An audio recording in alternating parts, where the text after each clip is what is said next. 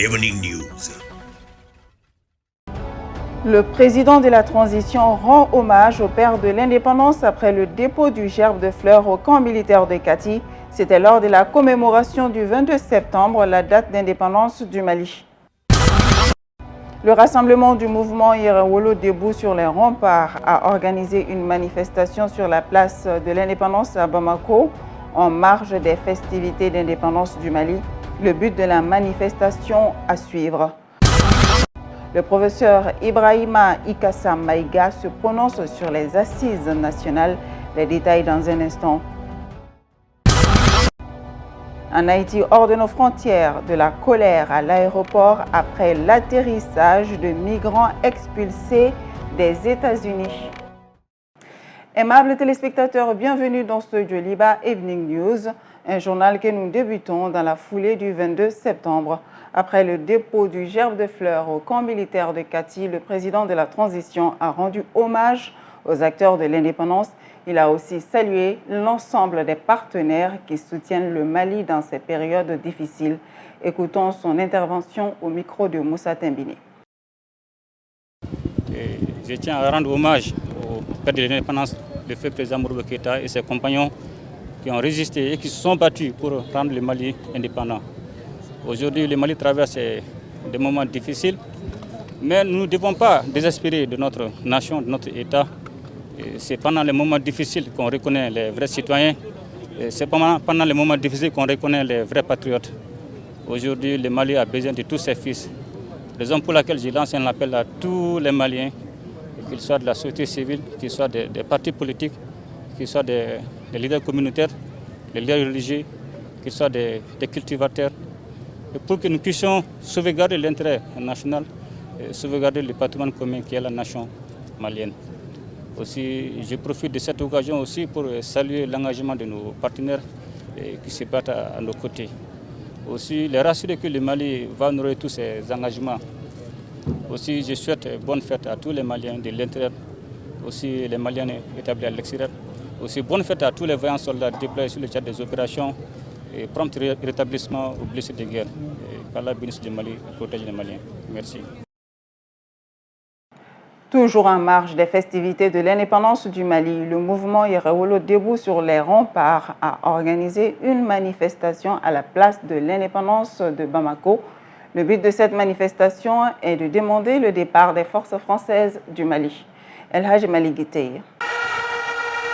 À l'appel du mouvement Yerewolo debout sur les remparts, ils sont sortis des centaines de Maliens avec un seul objectif: dire non à la présence des militaires français au Mali.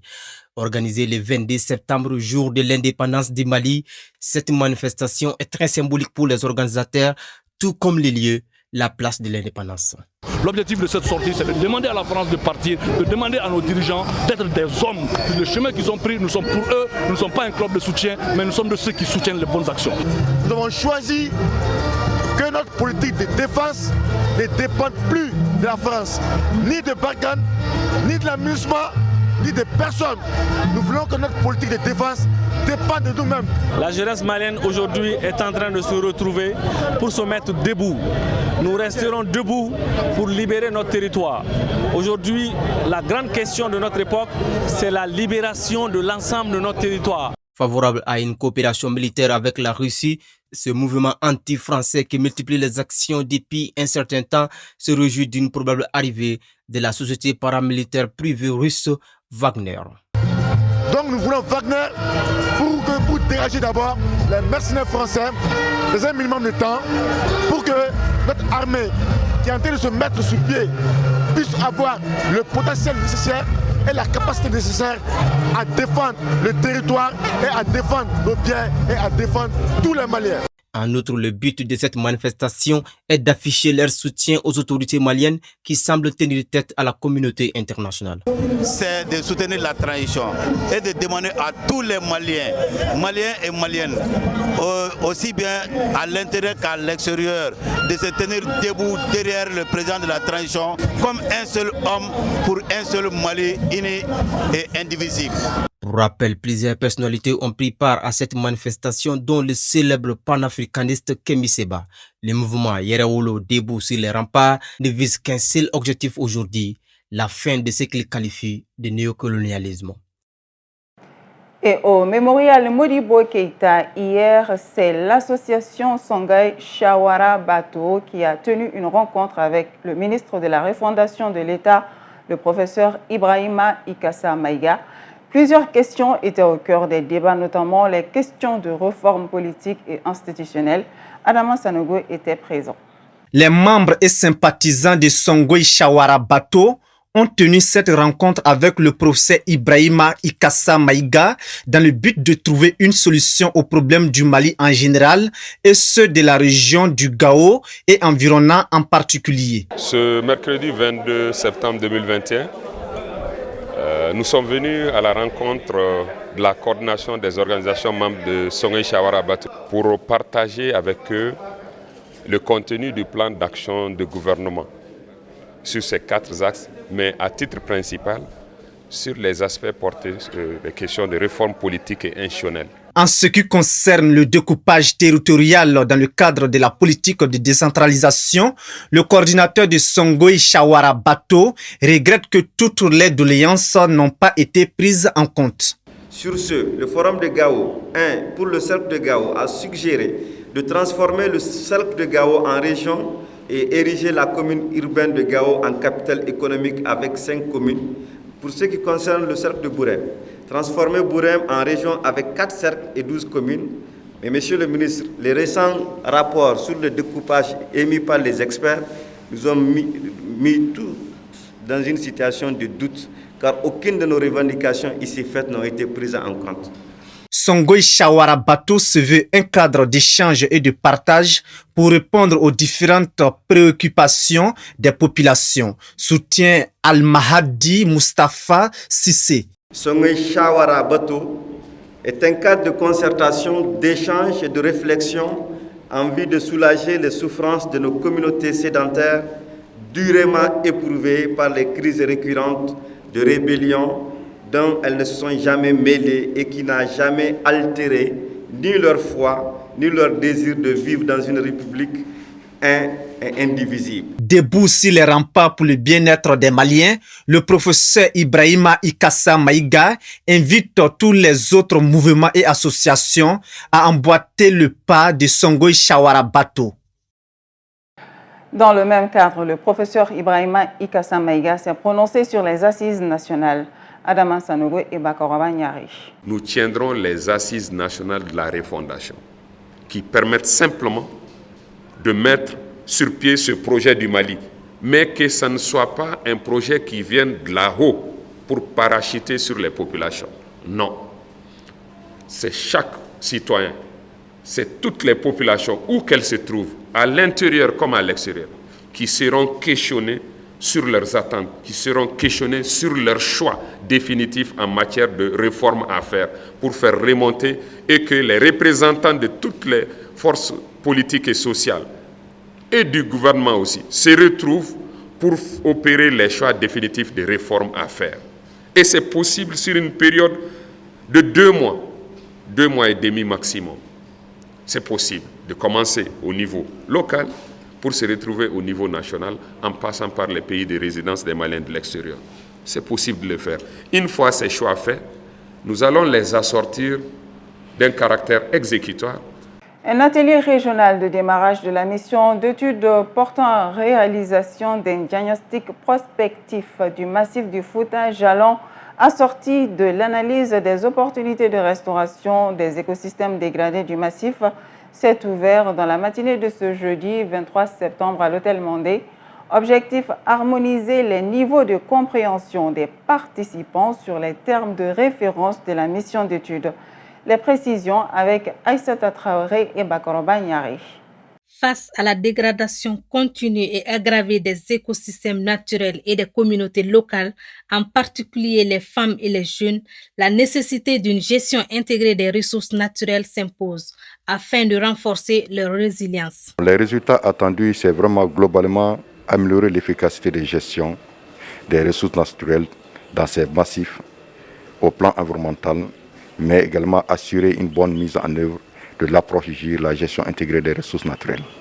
C'est donc en réponse à ces multiples enjeux que les activités du projet partenariat régional sur l'eau et l'environnement en Afrique centrale et occidentale sont conduites dans les grands bassins hydrographiques de ces zones ciblées.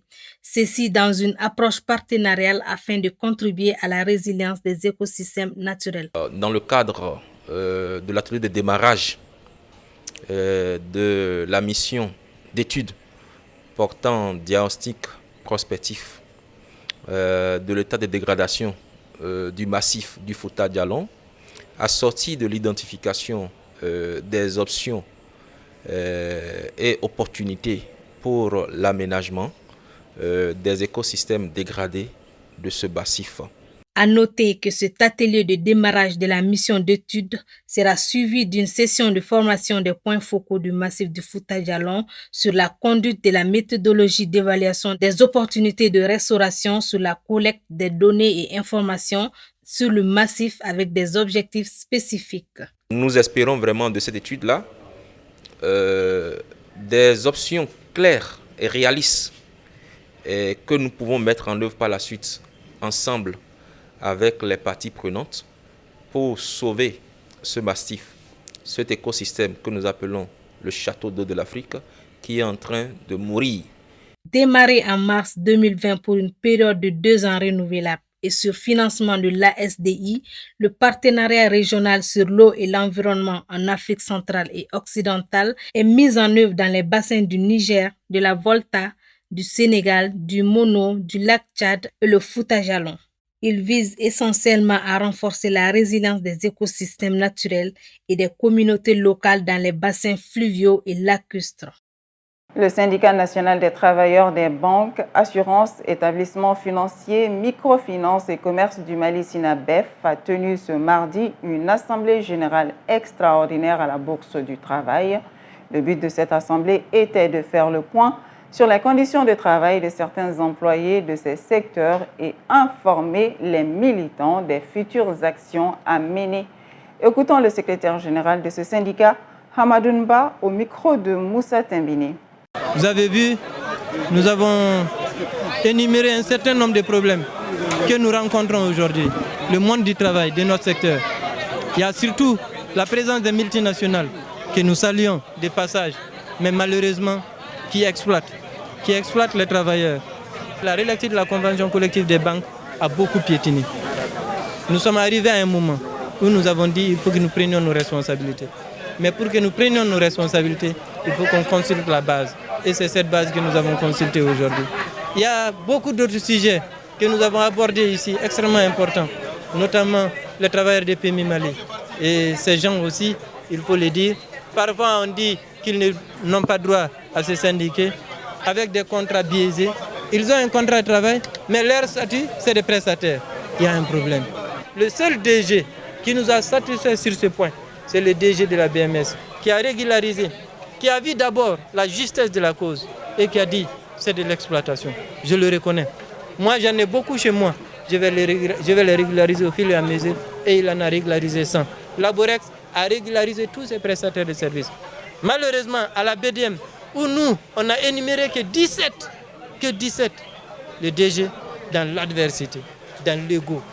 Comme c'est le SINABEF qui l'a saisi, il le refuse, il va le régulariser. Nous donnons la chance à des négociations, à des pourparlers, à des dialogues dans 10 jours. Dans 10 jours, dans l'espoir d'aboutir à quelque chose. Nous avons donné ça parce que nous nous sommes engagés, l'INTM surtout, nous nous sommes engagés à œuvrer pour l'apaisement du climat social. Retrouvons la thématique du 22 septembre. L'indépendance du Mali est le résultat de la somme des luttes farouches des intellectuels de l'époque dont Mamadou Konaté, Fili Dabo Sissoko, Amadou Ndiko, Modibo Keïta pour ne citer que ceux-ci.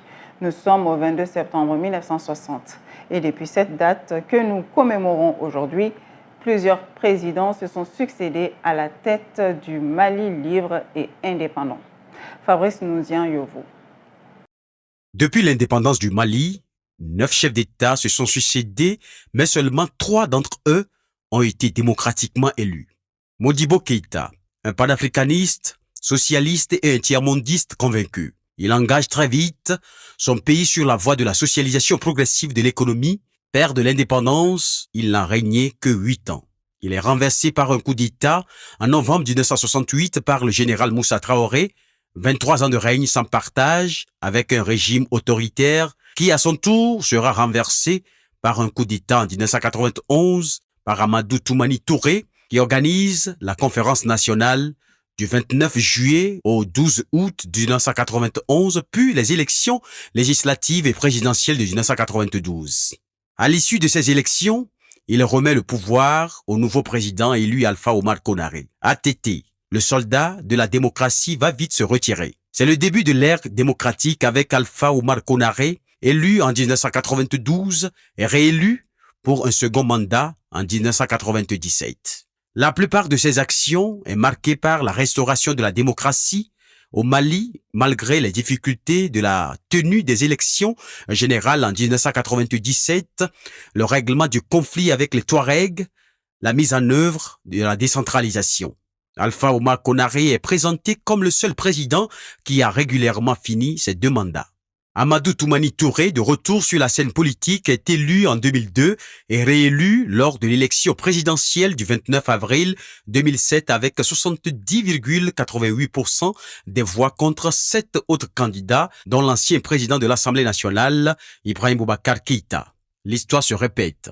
Elle a peut-être la tête têtue. Amadou Aya Sanogo renverse Amadou Toumani Touré et devient président du CNRDRE, la junte militaire qui prend le pouvoir par un coup d'État militaire dans la nuit du 21 au 22 mars 2012.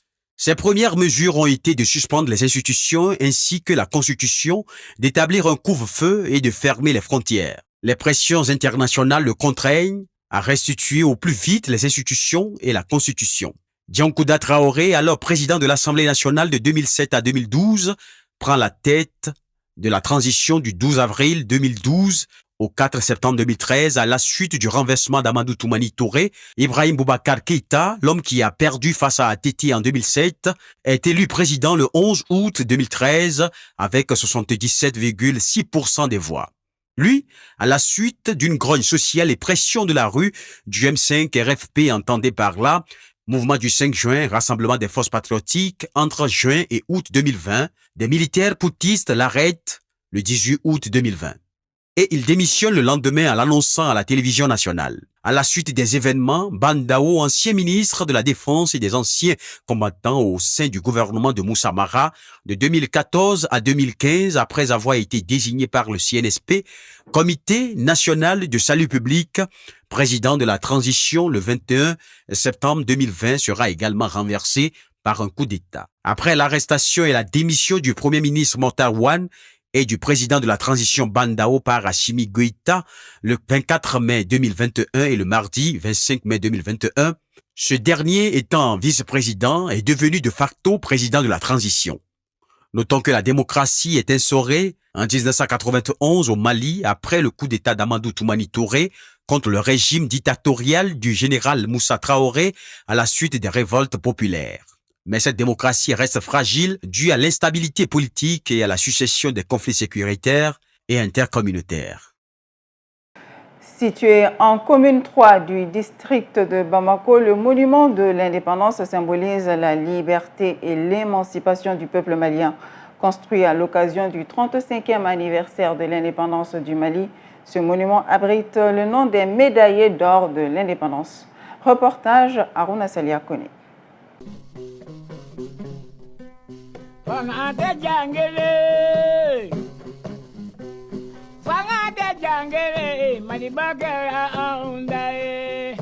Avec son style architectural soudano-sahélien, ce monument est dédié à l'indépendance du Mali. Symbole de la liberté et de l'émancipation du peuple malien, le monument est situé en commune 3 du district de Bamako, à l'intersection du boulevard du 22 octobre, les avenues de la nation et de l'indépendance. Il est construit en béton, revêtu par du marbre blanc, venu d'Italie. Le monument est bâti sur 4 piliers, avec des minarets. Au sommet se trouve une coupole dorée, faite de bronze.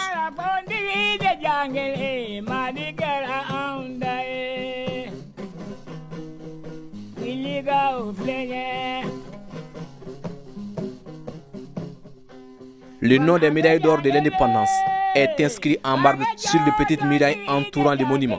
La confection du flambeau et les écritures sur marbre ont été réalisées au Sénégal et au Burkina Faso.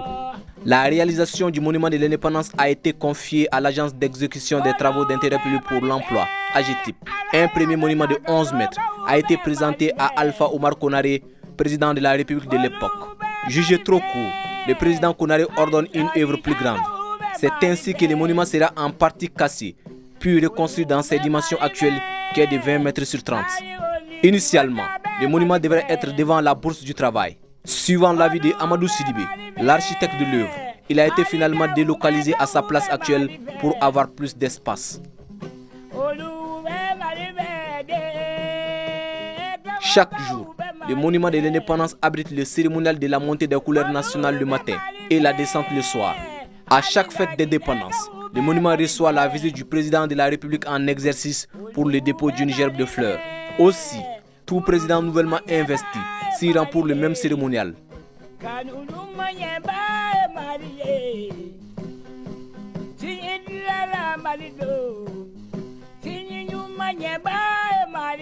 Classé depuis 2012 au patrimoine culturel national, le monument de l'indépendance a été inauguré le 22 septembre 1995 par le président Alpha Omar Konaré. C'était à l'occasion du 35e anniversaire de l'indépendance du Mali.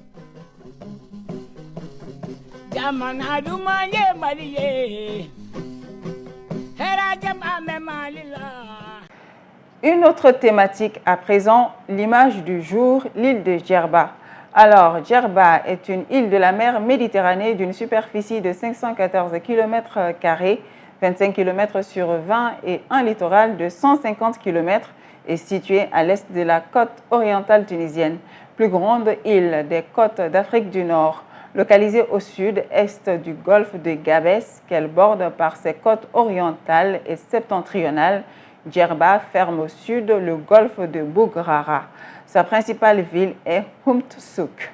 Anciennement appelée Gerbi ou Zerbi, l'île aurait été traversée par Ulysse.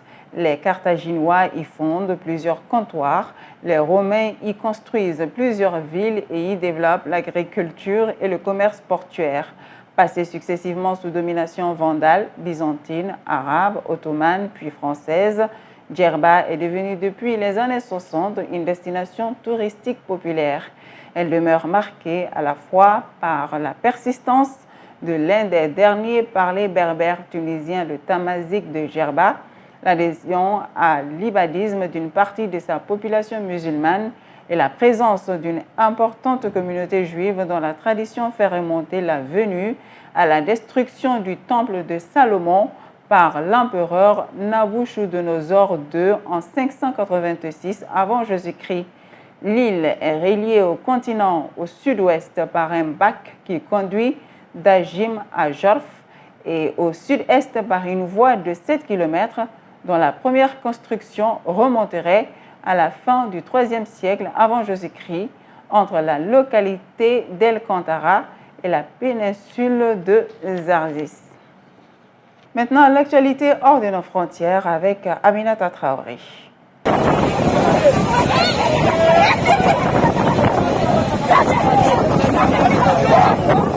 L'atterrissage de migrants expulsés des États-Unis à l'aéroport de Port-au-Prince en Haïti est source de colère. Ces dizaines d'Haïtiens sur le tarmac de l'aéroport de Port-au-Prince se dirigent vers l'avion qui vient de les ramener en Haïti pour récupérer leurs affaires.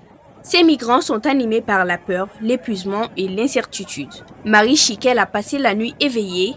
À tout moment, elle craignait que ne surgissent les agents d'immigration et qu'ils ne la renvoient avec ses jumeaux de 10 ans serrés contre elle sur un carton. La rumeur concernant cette possible descente s'est envoyée comme une traînée de poudre à l'aube mercredi dans le parc Braulio Fernandez de Ciudad à Axuna.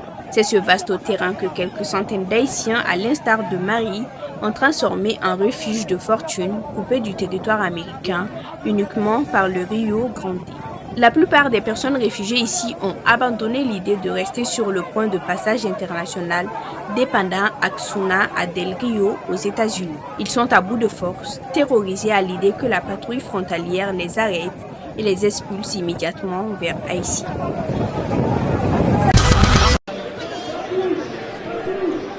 À Paris, plusieurs centaines d'enseignants manifestent pour une révalorisation des salaires et l'amélioration de leurs conditions de travail. Selon le ministère français, le taux de grévistes serait de 4 à 6% et 15 à 32% selon les syndicats de l'enseignement.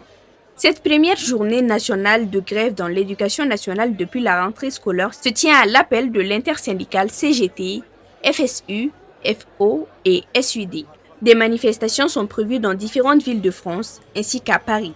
Ghislaine David, secrétaire générale du SNUP-FSU, premier syndicat du primaire, assure que ce taux de 15% d'enseignants grévistes ne reflète pas le mécontentement actuel.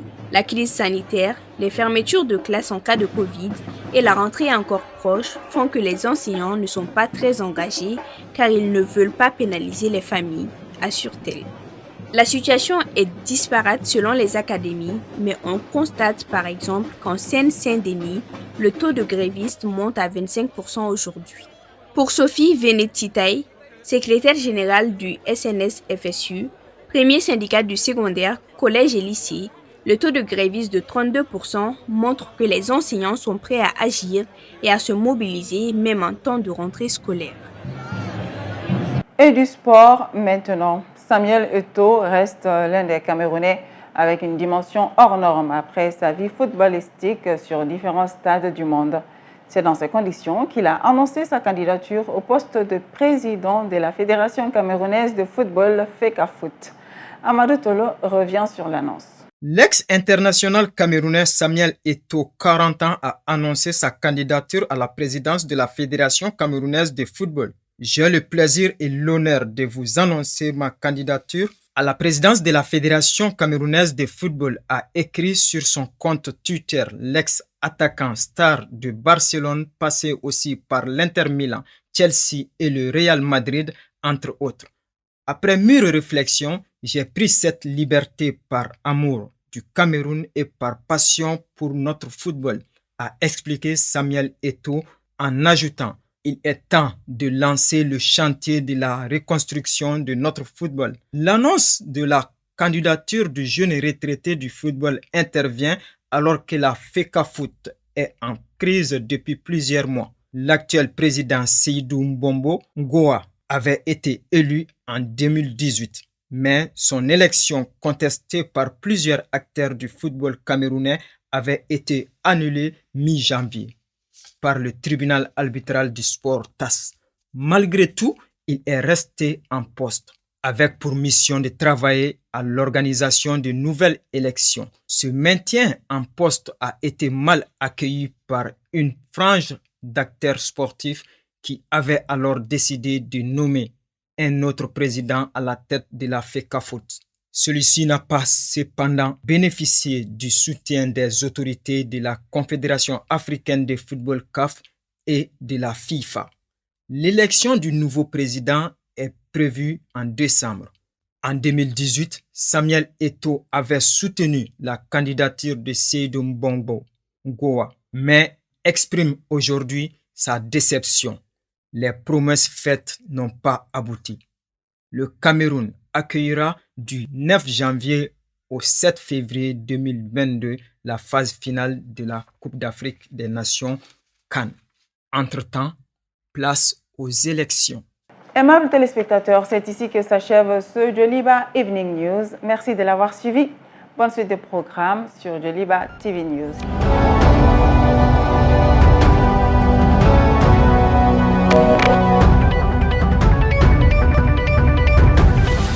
Joliba Evening News.